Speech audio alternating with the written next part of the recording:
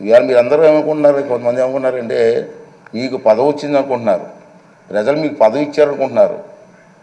నా దృష్టిలో మనకి ఇచ్చింది పదవి కాదు, బాధ్యత.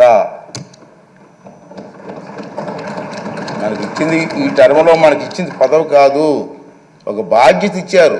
మన భుజస్కంధాలపై బాధ్యత పెట్టారు, ఒక నమ్మకంతో ఇచ్చారు. చంద్రబాబు నాయుడు గారు, పవన్ కళ్యాణ్ గారు, బీజేపీ కలిసిపోయి ముందుకు వచ్చారు. ఈ రాష్ట్రానికి న్యాయం జరుగుతుంది, చంద్రబాబు గారు సమర్థవంతంగా పరిపాలన చేసే శక్తి ఉంది అని ఒక నమ్మకం. 22 మంది మహిళా ఎమ్మెల్యేలు వచ్చారు ఈ సభలో. నిజంగా చంద్రబాబు నాయుడు గారిని, పవన్ కళ్యాణ్ గారిని అభినందించాలా. ఇంతమంది మహిళలకి అవకాశం, మహిళల కోసం ఎన్నో ఉపన్యాసం ఇస్తుంటాం రాజకీయంగా, కానీ వాళ్ళకి ఆ స్థానం కల్పించడంలో ప్రముఖ పాత్ర వహించిన చంద్రబాబు నాయుడు గారికి, పవన్ కళ్యాణ్ గారికి, బీజేపీ వాళ్ళకి ధన్యవాదాలు చెప్పాల్సిన అవసరం ఉంది. అంటే మహిళలు అలాగే 33% పోస్ట్ గ్రాడ్యుయేట్స్ ఈ సభలో ఉన్నారు. ఇది చాలా మంచి పరిణామం. 39 మంది గ్రాడ్యుయేట్స్ ఉన్నారు ఈ సభలో. అలాగే 57% లెస్ దెన్ 55 ఇయర్స్ ఏజ్ ఉన్నవారు ఉన్నారు. 55 ఇయర్స్ లోపు ఉన్న వాళ్ళు 57% ఉన్నారు. అంటే ఇంచుమించు యంగ్ బ్లడ్ కదా. ఇటువంటి సంపద ఈ సభలో ఉంది. ఫస్ట్ టైం ఎమ్మెల్యేస్కి 9 మందికి మంత్రులు ఇచ్చారు. సాధారణంగా మంత్రి అంటే ఏం చేస్తారంటే అనుభవం చూస్తారు, ఎన్ని చూస్తారు కదా సాధారణంగా.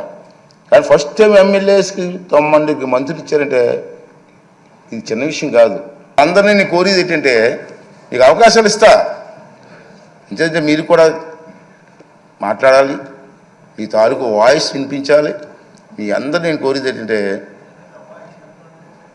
ఈ హౌస్లో మాట్లాడడం అంటే హౌస్ కోసం కాదు, నా కోసం కాదు, మీకోసం కాదు, ఈ రాష్ట్రం కోసం, రాష్ట్ర ప్రజల భవిష్యత్తు కోసం మాట్లాడాలి.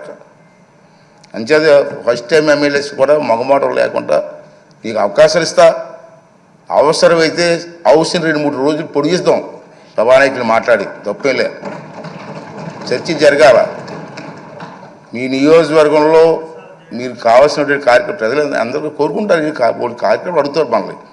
ఆ కార్యక్రమాలని స్పష్టంగా సభ ద్వారా మంత్రులు ఉంటారు, మంత్రులకి అధికారులు ఉంటారు, అధికారులకి వారితో పాటు ప్రజలకు కూడా మా ఎమ్మెల్యే గారు అసెంబ్లీలో మాట్లాడారు మా సమస్య కోసం చెప్పి ఒక ఆలోచన వచ్చే విధంగా మీరందరూ కూడా ప్రవర్తించవలసినటువంటి అవసరం ఉందని చెప్పి మనం చేస్తున్నాం. సీనియర్స్ కూడా ఉన్నారు, సీనియర్స్తో కూడా మాట్లాడి మీ ప్రెజెంటేషన్ బాగా చేసి ఈ రాష్ట్ర భవిష్యత్తుతో పాటు మీ నియోజకవర్గ భవిష్యత్తును కూడా మరి ముందుకు తీసుకెళ్ళడం కోసం మీరు ప్రయత్నం చేయవలసిన అవసరం ఉంది. ఇంచేత మిమ్మల్ని టీవీలో సభలో మనమే ఉన్నాం, మనల్ని చూడడానికి కొన్ని లక్షల మంది కూర్చున్నారు బయటని.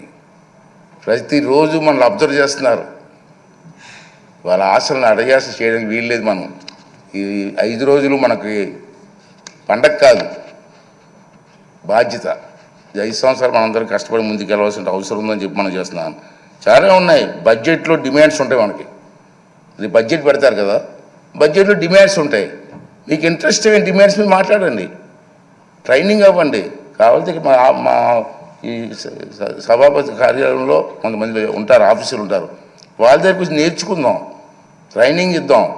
అన్నీ చేసి మన కార్యక్రమం విజయవంతం చేయవలసినటువంటి అవసరం ఉందని చెప్పి నేనైతే భావిస్తున్నాను. అలాగే మీ అందరినీ కోరేది ఏంటంటే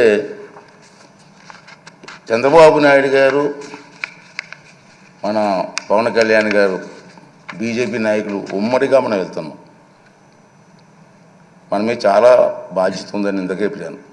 ఆ సమస్యలు ఏ విధంగా చర్చించారు. బుచ్చి చౌదరి గారు లాంటి పెద్దలు ఉన్నారు, చాలామంది అనుభవం ఉన్నటువంటి వ్యక్తులు ఉన్నారు, గతంలో మంత్రులు చేసిన వ్యక్తులు ఉన్నారు, చంద్రబాబు నాయుడికి అపారమైనటువంటి అనుభవం ఉన్న వ్యక్తులు ఉన్నారు.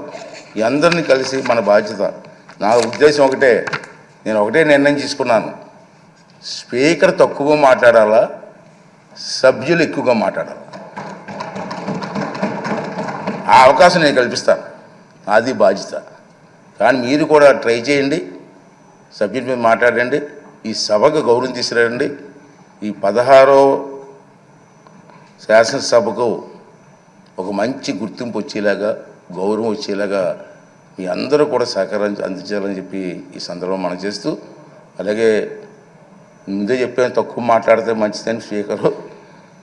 అయితే ఈ మా 4 మాటలు మీకు చెప్పి రేపు సభలో మీరు అందరూ కూడా సహకరించండి. అందరికీ ఇద్దాం, ఒకేసారి టైం లేదు, ఇవాళ టైం లేదు కాబట్టి ఇవ్వలేకపోయాను. కానీ తప్పనిసరిగా అందరికీ సమయం ఇచ్చి మీ తాలూకు మాటలను రికార్డు కూడా అవుతుంది కాబట్టి అందరూ కూడా ముందుకు వచ్చి మన రాష్ట్రాన్ని కాపాడడం కోసం, రాష్ట్రాన్ని అభివృద్ధి చేయడం కోసం మనందరం కూడా కష్టపడి పనిచేద్దామని చెప్పి మనవి చేస్తూ, మరి మొన్న ఎన్నికల్లో ప్రజలందరూ కూడా మనకి ఉన్నతమైన బాధ్యత చెప్పారు కాబట్టి ఈ సభాముఖంగా మీ ద్వారా మనందరం కలిసి మనకు ఓట్లు వేసి గెలిపించి ఈ అవకాశం కల్పించినటువంటి ప్రజలందరికీ కూడా మరొక్కసారి నా ధన్యవాదాలు, నమస్కారాలు తెలియజేస్తూ